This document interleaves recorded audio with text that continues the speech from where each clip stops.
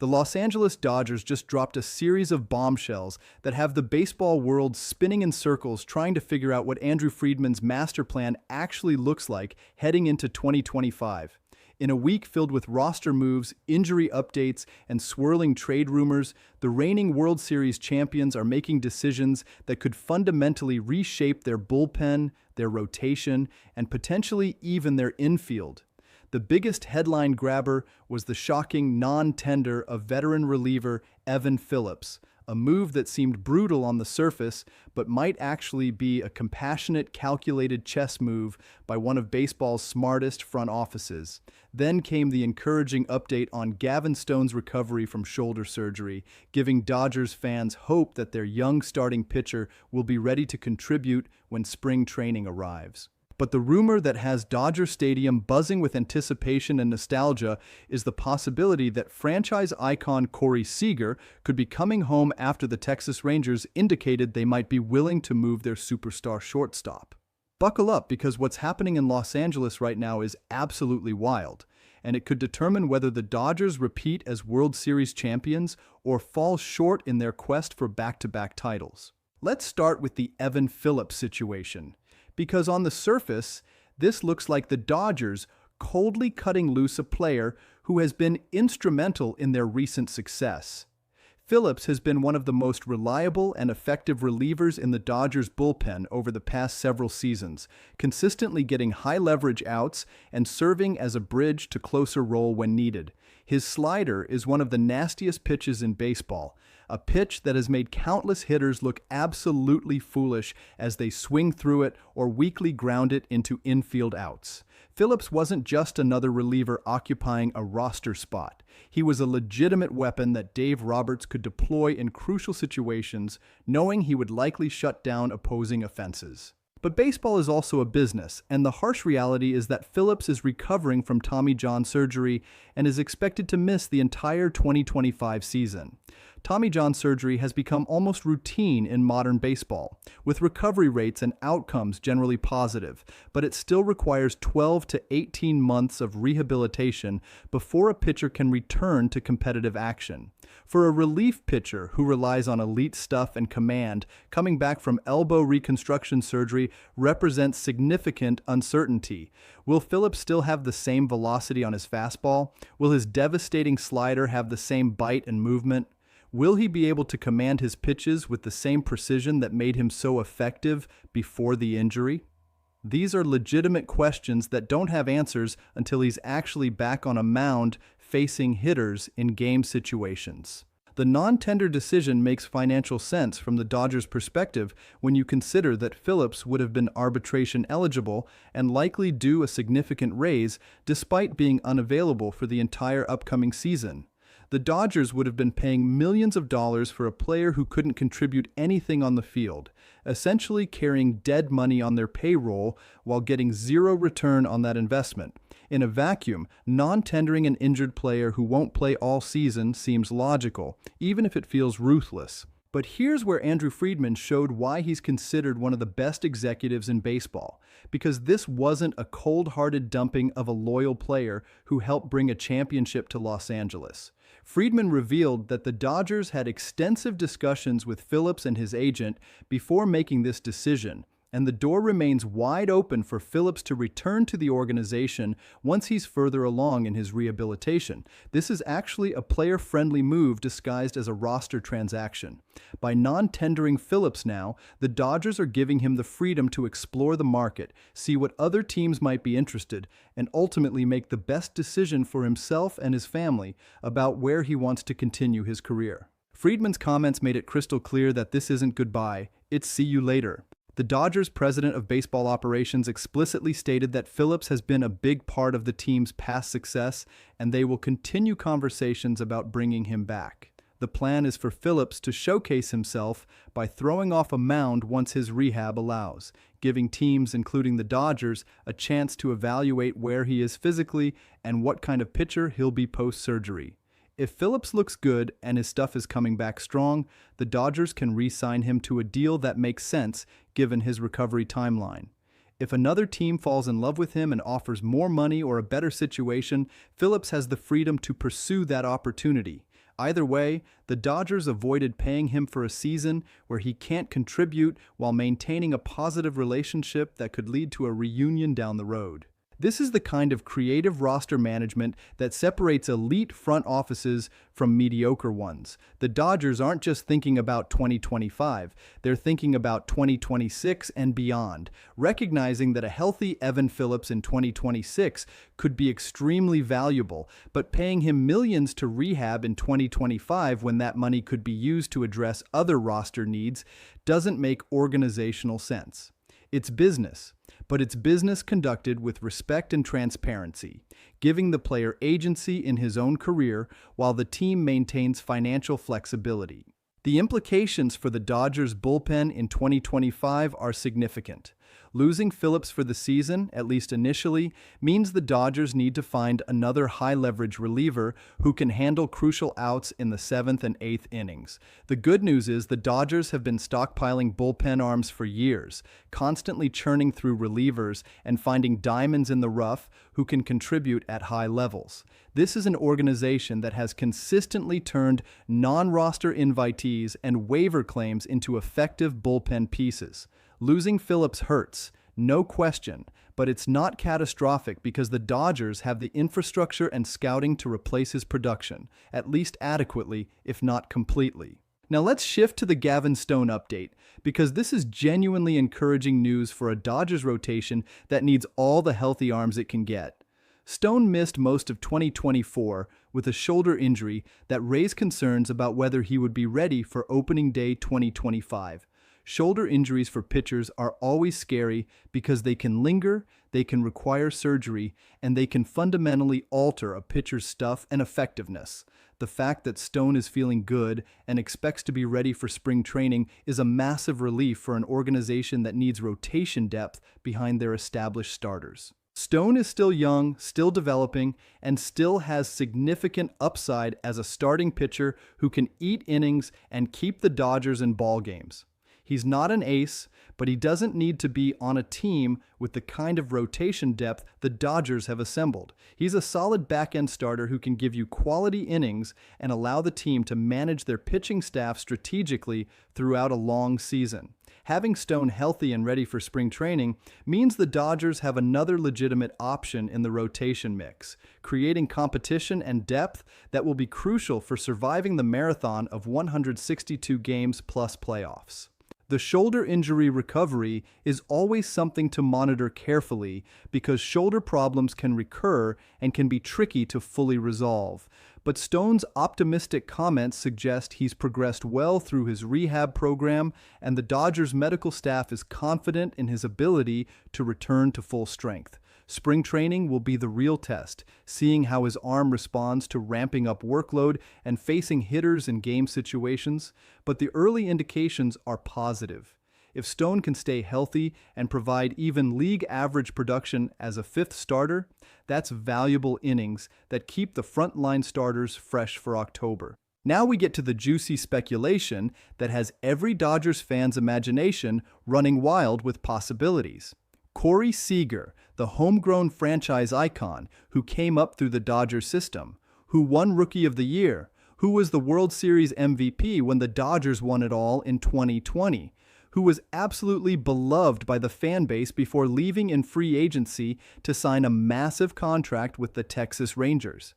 Seager has spent the last several seasons in Texas, and while he's been absolutely phenomenal individually, winning another World Series MVP award in 2023 when the Rangers won the championship, there are now rumors that Texas might be willing to move him as they enter a potential rebuild or retool. The Rangers are facing financial pressures and roster construction challenges that might force them to trade some of their higher-paid veterans to restock their farm system and create payroll flexibility. Seager, despite being one of the best shortstops in baseball, represents both immense value on the field and a massive contract that limits what else the Rangers can do roster-wise. If Texas decides to blow things up and start over, Seager would be the centerpiece trade chip that could bring back a haul of prospects and young players to accelerate their rebuild timeline. For the Dodgers, the possibility of bringing Seager back to Los Angeles is tantalizing on multiple levels. First, there's the sentimental reunion angle that would absolutely electrify the fan base. Seager was drafted and developed by the Dodgers, came up through their system, and became a star while wearing Dodger blue. Dodgers fans watched him grow from a highly touted prospect into one of the best shortstops in baseball. When he left in free agency, it hurt, but everyone understood that Texas offered him generational wealth that the Dodgers couldn't or wouldn't match. Bringing him back would feel like a franchise legend coming home, and the emotional connection between Seager and the Dodger Stadium crowd would be immediate and powerful. But beyond the warm, fuzzy feelings of a reunion, there are legitimate baseball reasons why Seager makes sense for the Dodgers. Their infield situation is in flux with questions about long-term solutions at certain positions. Seager is still in his prime at 30 years old, still producing at an elite level both offensively and defensively, and still has several years left on his contract. He provides stability, star power, and proven production at a premium position. His left-handed bat would fit perfectly in the Dodgers lineup, giving them another dangerous hitter to protect Mookie Betts, Freddie Freeman, and Shohei Ohtani. The offensive firepower of a lineup featuring those four players plus Will Smith would be absolutely terrifying for opposing pitchers. The defensive value can't be overlooked either. Seager has been a consistently above-average defensive shortstop throughout his career, with good range, a strong arm, and reliable hands. He makes the routine plays and occasionally makes spectacular plays, exactly what you want from your shortstop. At this stage of his career, he's proven he can handle the position's defensive demands without being a liability, and he's durable enough to play 140-plus games every season. That kind of everyday reliability is valuable, especially for a team with championship aspirations that needs players who can be counted on to be in the lineup consistently. The financial implications are complicated because Seager is owed massive money over the remainder of his contract. The Rangers signed him to a 10-year, $325 million deal, which means he's still owed well over $200 million through the rest of the contract. For most teams, that would be a non-starter, an impossible financial commitment that would completely hamstring their ability to build a complete roster. But the Dodgers aren't most teams. They generate more revenue than almost any franchise in baseball, and they've shown a willingness to carry enormous payrolls when they believe it gives them the best chance to win championships. The question isn't whether they can afford Seager financially. They absolutely can. The question is whether they believe he's the best use of that money compared to other potential roster upgrades. Any potential trade would require the Dodgers to give up prospects, which is always painful, but sometimes necessary when you're trying to maximize a championship window. The Rangers would want young players with high ceilings who could help them rebuild, and the Dodgers have one of the better farm systems in baseball with multiple top 100 prospects. A Seager trade package would likely need to include at least one premium prospect, probably a couple of second-tier guys with upside, and potentially a young major league player who could contribute immediately for Texas. That's a significant prospect cost on top of taking on the massive financial commitment of his contract. But if the Dodgers believe Seager is a missing piece that significantly increases their championship odds, it's a price worth paying. The roster construction challenges are real and would require some creative maneuvering. The Dodgers already have Mookie Betts playing in the infield, Freddie Freeman at first base, and various other players occupying infield spots. Where exactly does Seager fit into the defensive alignment? Does Betts move back to the outfield, his natural position where he's an elite defender? Does someone else get shifted around to accommodate Seager at shortstop? These are the kinds of puzzles that Andrew Friedman and the front office love solving, and they've shown over the years that they're willing to get creative with defensive alignments if it means getting their best hitters into the lineup.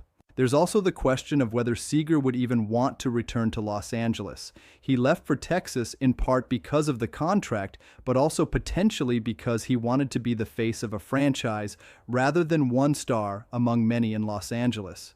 In Texas, he was the centerpiece, the franchise player that everything revolved around. In Los Angeles, he would be one of several superstars, sharing the spotlight with Betts, Freeman, Ohtani, and others. Some players prefer being the undisputed number one guy. Others prefer being part of a star-studded roster chasing championships. Which category does Seager fall into? That's something that would need to be determined through conversations between his representatives and the Dodgers front office. The competitive landscape in the National League West provides additional motivation for the Dodgers to keep adding elite talent. The division is absolutely loaded, with the San Diego Padres constantly aggressive in trying to build a championship roster, the San Francisco Giants lurking with financial resources to spend, the Arizona Diamondbacks coming off a World Series appearance with a young core that's improving, and even the Colorado Rockies occasionally playing spoiler despite their organizational dysfunction. The Dodgers can't afford to rest on their World Series championship.